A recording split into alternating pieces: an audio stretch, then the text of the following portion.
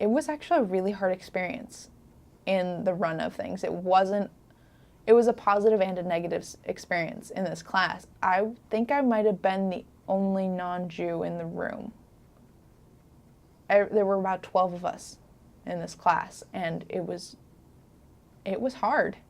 It was a colloquium. We were supposed to sit there and talk, and the very first day we're talking about, I'm going to say this wrong, and everyone's going to laugh at me again. I think I said Hasidic Jew wrong. I said it right that time.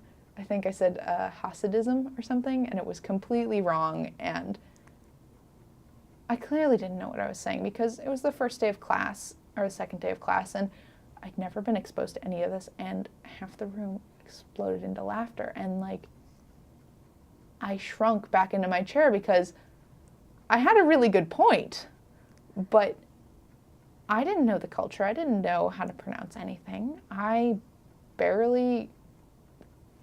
speak English and Spanish and French, but I don't speak any Germanic language.